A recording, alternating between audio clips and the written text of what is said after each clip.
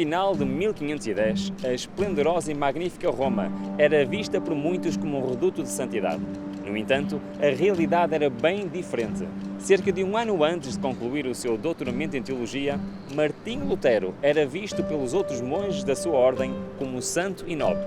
E por isso foi escolhido para ir até Roma numa peregrinação, um privilégio ao alcance de poucos.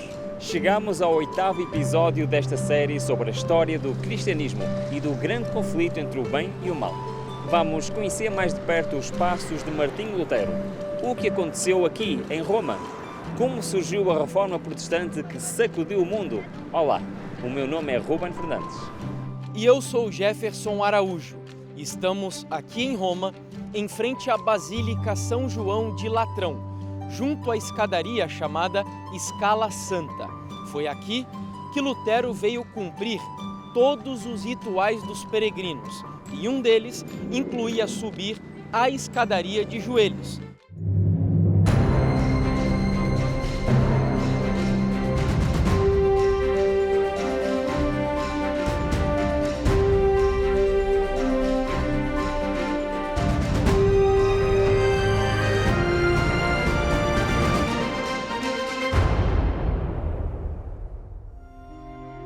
Segundo a tradição da igreja, a mãe de Constantino, Helena de Constantinopla, teria trazido a escadaria que está no interior da igreja lá de Jerusalém, pois esta seria a escadaria de Pilatos na qual Jesus foi julgado. A promessa era de indulgência plena a todos aqueles que subissem a escada de joelhos. A indulgência plena significa o perdão de todos os pecados. Enquanto Lutero estava subindo as escadas com reverência e em oração, de acordo com a tradição protestante, durante a penitência, ele ouviu uma voz dizendo: "O justo viverá pela fé." Uma referência ao texto de Romanos capítulo 1, versículo 17. Com isso, Lutero teria descido as escadas como se estivesse fugindo, sem completar a penitência, porque entendeu que a sua salvação não estava nas próprias ações, nem nas suas penitências e tampouco nos rituais da igreja. Aquela seria a viagem mais importante da sua vida, mas não pelas expectativas espirituais que ele trazia no seu coração. O que ele vivenciou ao chegar aqui em Roma mudou para sempre a relação entre Martinho Lutero e a igreja que ele tanto amava e venerava. Os meses em que ele esteve aqui para ver o Papa e resolver as questões da sua ordem foram dias de profunda decepção. Lutero voltou para o mosteiro escandalizado, desiludido, indignado e revoltado com tudo o que ele presenciou em Roma. He reaches Rome after several weeks walking over the Alps and down through Tuscany and over the Apennines. And he throws himself on the ground when he sees Rome overlooking the city from the hills. "Oh, you blessed city," and gives all sorts of prayers. And he gets there and finds nothing but what? He finds basically a huge bordello. Yeah? He finds priests and prostitutes all over the place. He finds people are other than holy, put it that way.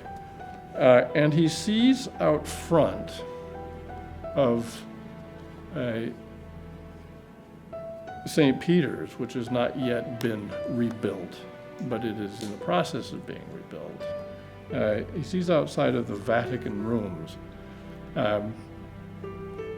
He sees a process going on. What does he see? He sees poor people in rags that can barely afford a coat, giving money for these things called indulgences. An indulgence is, in quick language, somebody being forgiven or indulged. Your sin is forgiven, basically.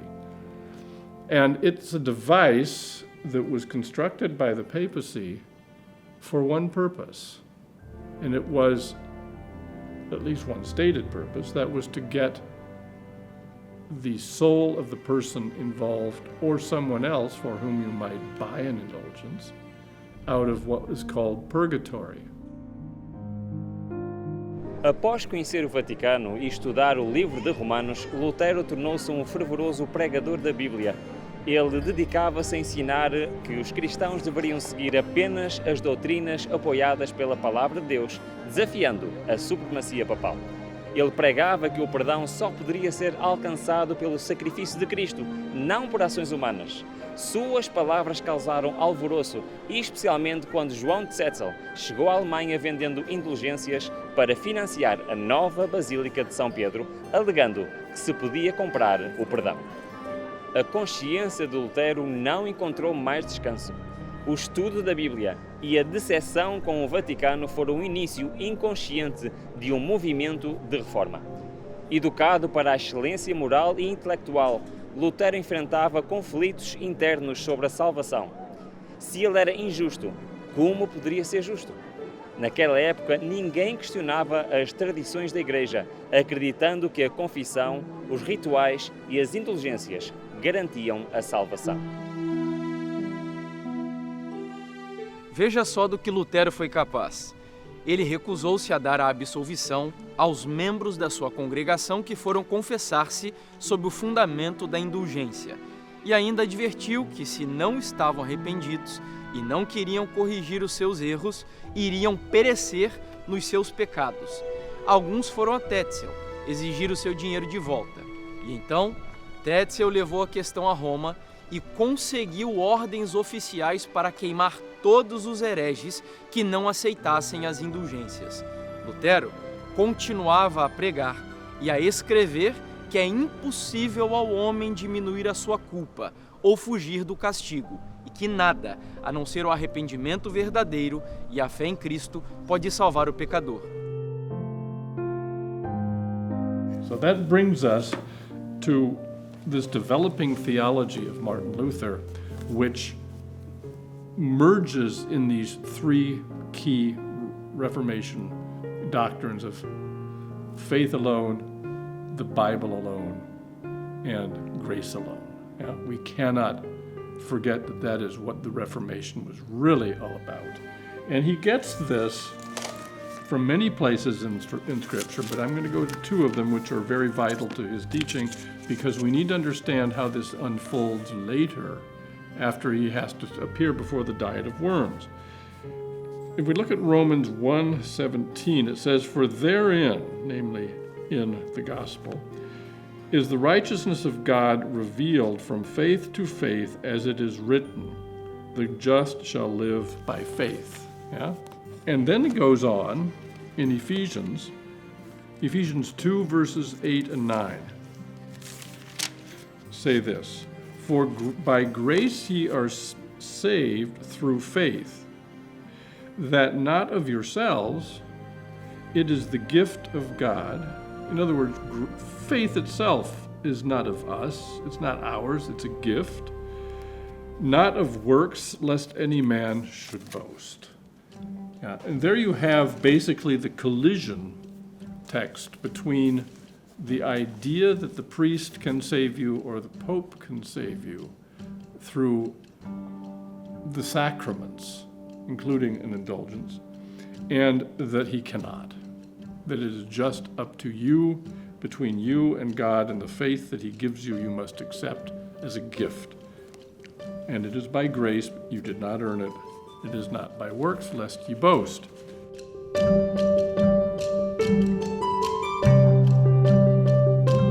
No dia 31 de outubro daquele ano, Martinho Lutero decidiu colocar as suas 95 teses contra as indulgências aqui, neste local, na igreja de Wittenberg, num dia em que a igreja estaria lotada na festa de Todos os Santos, convidando quem discordasse dele para um debate ali na universidade no dia seguinte.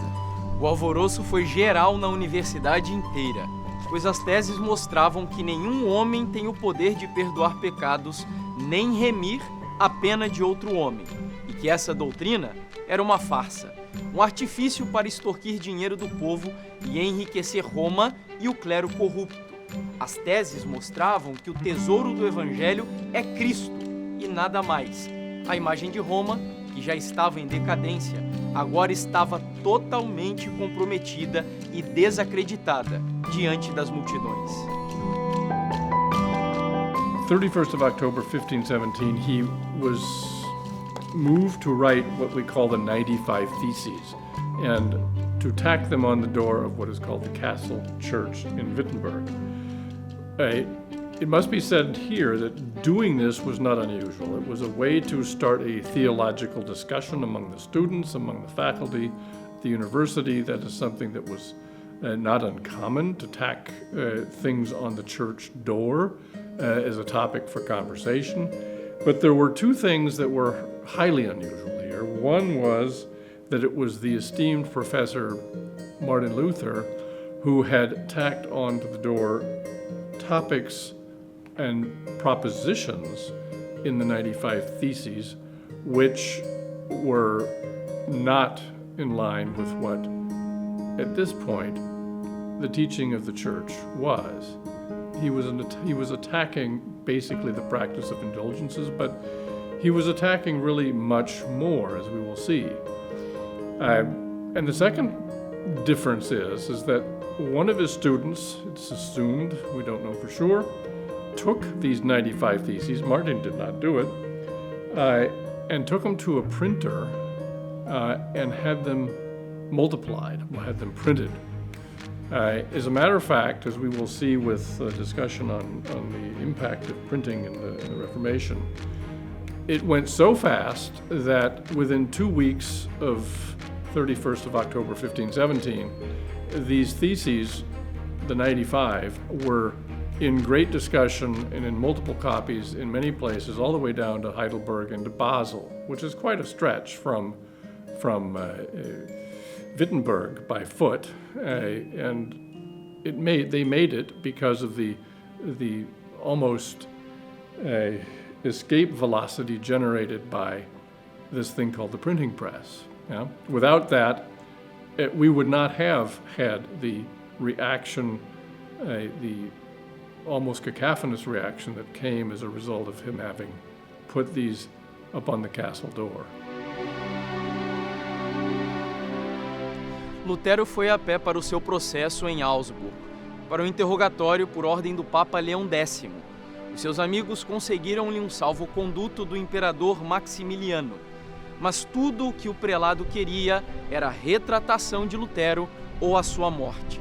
O cardeal Caetano acreditava que iria conseguir boa fama em Roma ao fazer o herege se retratar a qualquer custo, mas Lutero preparou um documento por escrito, exigindo que mostrassem na Bíblia onde ele estava errado, para que ele pudesse humildemente corrigir o erro, em conformidade com as Escrituras.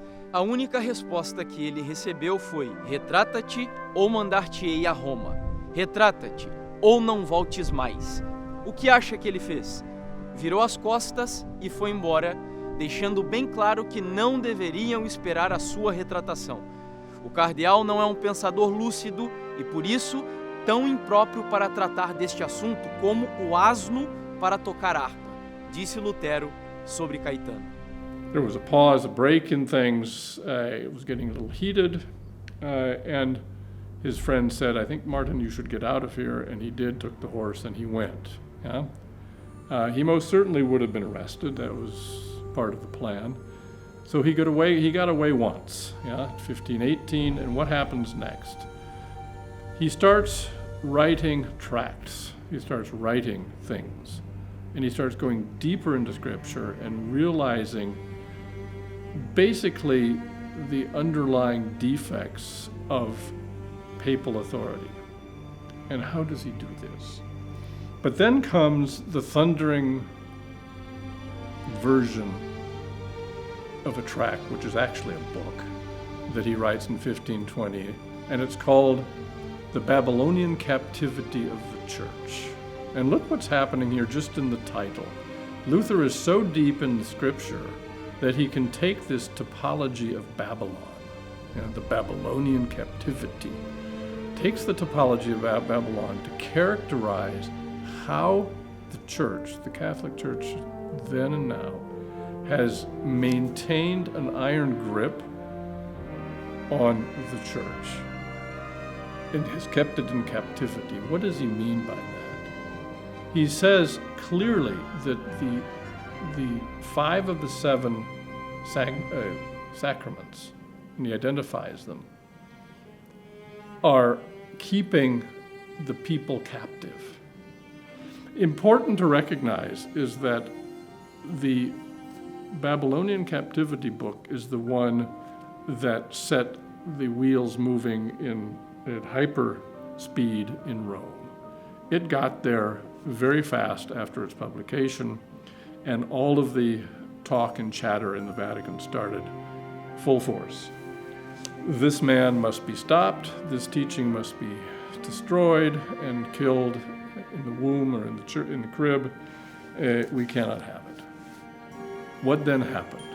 There was a papal bull, which is nothing other than a decree, call it a bull, out of the Latin, and it was to condemn all of these teachings of Luther. And there were multiple teachings which were condemned, and he was required to be condemned along with it.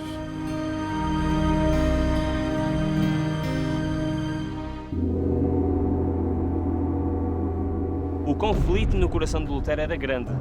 Ele amava a igreja desde menino e tudo o que ele queria era uma igreja que se convertesse a Cristo. Mas agora Lutero estava excomungado e com uma ordem de prisão para ser enviado a Roma, mas ninguém ousava prender o herege. O novo imperador, Carlos V, estava determinado a ter uma boa relação com Roma, mas ainda devia favores ao príncipe Frederico, que pediu que nada fosse feito contra Lutero antes que ele fosse ouvido. Carlos V ficou sem saída, pois não queria desagradar o príncipe, que era o responsável pela sua coroa, mas sabia que o Papa esperava um édito imperial ordenando a morte de Lutero. Então Carlos V inseriu o assunto de Lutero no primeiro Concílio Nacional dos Estados Alemães, que aconteceria aqui, na cidade de Worms, e ficou conhecida como a Dieta de Worms. Ele garantiu a Frederico que Lutero seria ouvido por pessoas competentes e concedeu o salvo-conduto para garantir a segurança de Lutero. A caminho de Worms, Lutero era olhado por toda parte com um grande interesse. Uma ávida multidão acotovelava-se ao redor dele e vozes amigas advertiam-no dizendo: eles vos queimarão e reduzirão vosso corpo a cinzas, como fizeram com João Rus. Ao que então Lutero respondia: ainda que ascendessem por todo o caminho de Worms a Wittenberg, uma fogueira cujas chamas atingissem o céu, em nome do Senhor eu caminharia pelo meio delas, compareceria perante eles, entraria pelas mandíbulas desse hipopótamo e lhes quebraria os dentes, confessando o Senhor Jesus Cristo. O delegado papal Aleandro já estava cheio de raiva muito antes da Assembleia. Nos erros de Lutero há o suficiente para queimar 100.000 hereges, disse Aleandro. Ele tinha advertido o novo imperador, Carlos V, que se não fosse para se retratar, era melhor Lutero nem comparecer em Worms.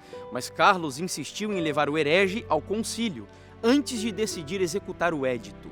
Ele podia decidir dessa maneira porque, na Alemanha, a execução dos éditos papais precisavam do apoio dos príncipes. A multidão que veio receber Lutero na sua chegada a Worms foi maior do que a que veio saudar o imperador Carlos. Todos queriam ver o homem que desafiou o próprio Papa. So, in fact, the emperor sent him, or sent the proper letters, to get him to come before the entire council in Worms. This was a slap in the papal face, and why is that? Because it was this heretic, according to the Pope, who was supposed to come to the ecclesiastical authorities. But where was he going? He was going to the civil authorities. It was, heaven's sakes, he was going to everybody but the ecclesiastical authorities, but that's where it ultimately was decided he'd go. So he's on the way down there. He gets to the town of Worms in April 1521, and he's supposed to go in front of a smaller council in the small aula, as it's called, the aula minor, And he goes there on the 26th. And he gets there, and on the table in front of him are what? All of his works. Well, they say. All of his works are spread out there. But on top of the pile is one work in particular. And which one is it? It's his most recent tract on the church and the Babylonian captivity of the church. That's the one that they have to really kill. And why is that? Because that's the one that shows that the Pope is not the vicar of Christ on earth. Because, long story short, Martin, I want you to recant all of these books. First he asks, are these all yours?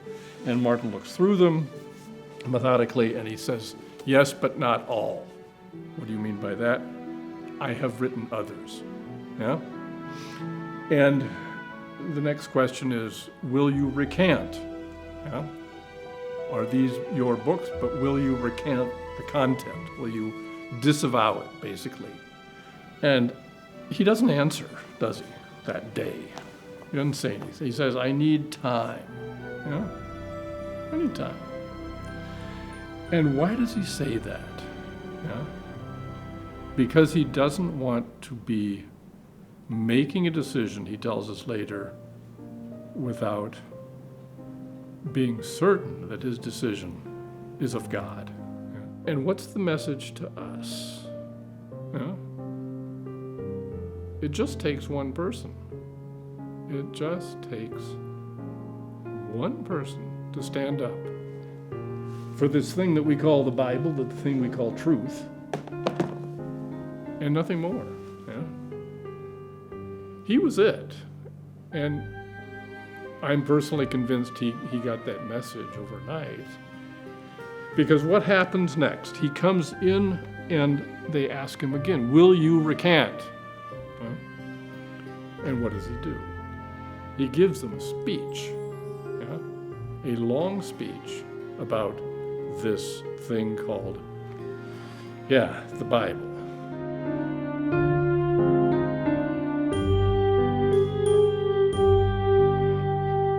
Veja que impensável.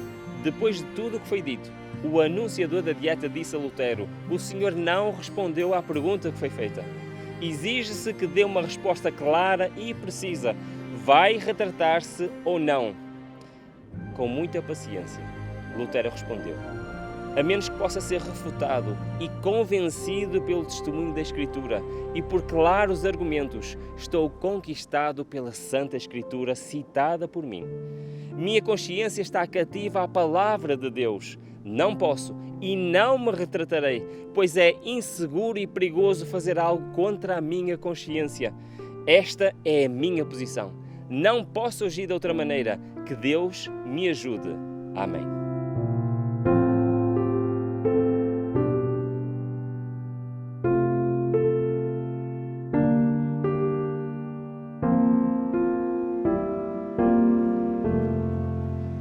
Ao voltar de Worms, Lutero foi recebido por governadores, civis, nobres, príncipes e uma multidão de pessoas que o honravam e o admiravam.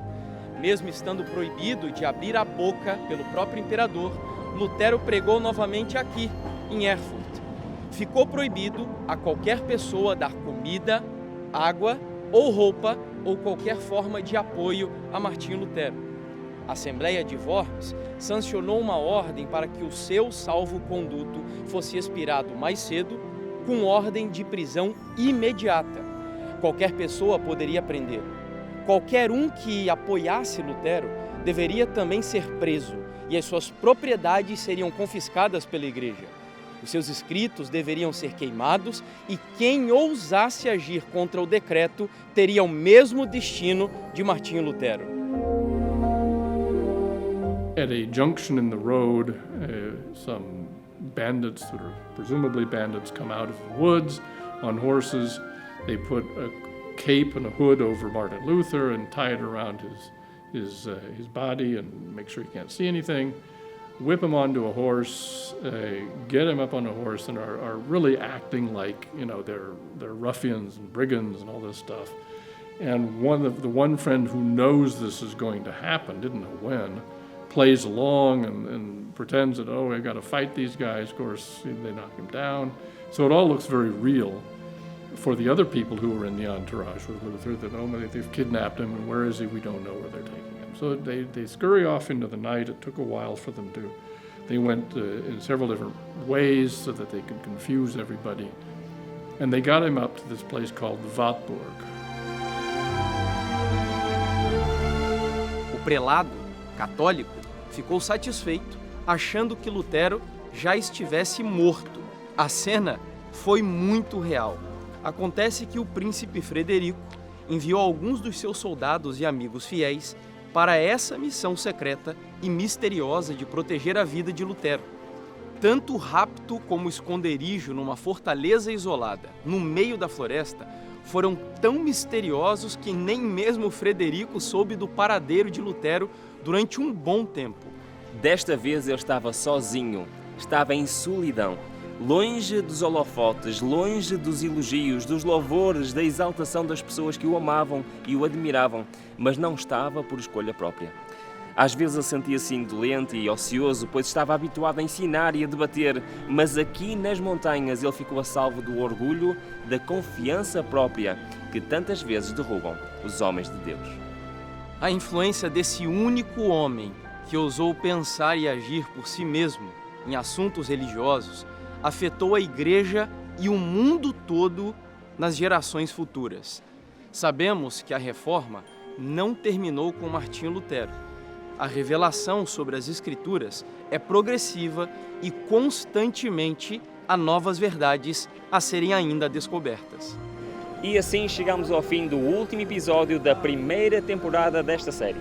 Até aqui passamos por Jerusalém, depois vimos na Itália o surgimento e a decadência do cristianismo no antigo Império Romano, fomos até aos Alpes italianos, à Inglaterra, à Chequia, para seguir os passos dos precursores da Reforma. Finalmente, chegamos à Alemanha, onde o protestantismo é fortalecido e consolidado. A guerra entre a verdade e o engano chegou a um momento crucial. A seguir, o que vai acontecer com Lutero e com a Reforma? Agora ficamos por aqui. Mas esta série ainda tem novos capítulos importantes desta batalha a serem desvendados. Estão preparados para a próxima jornada? Veremos em breve, na segunda temporada desta viagem incrível pela história do cristianismo e do grande conflito entre o bem e o mal. Até lá!